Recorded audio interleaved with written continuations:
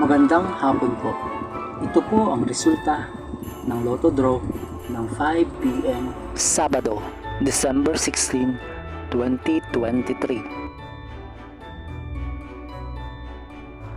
Sa 2D Lotto 24, 1 in exact order.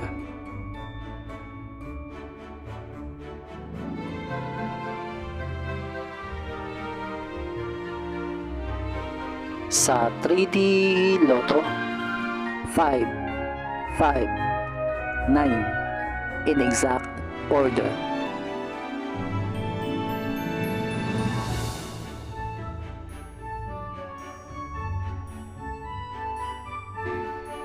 Ito po ang mga paalala sa mga Lotto winners at paraan kung paano makuha ang napanalunan. Ito po ang mga paalala sa mga Lotto winners at paraan kung paano makuha ang napanalunan. Ito po ang mga paalala sa mga Lotto winners at paraan kung paano makuha ang napanalunan.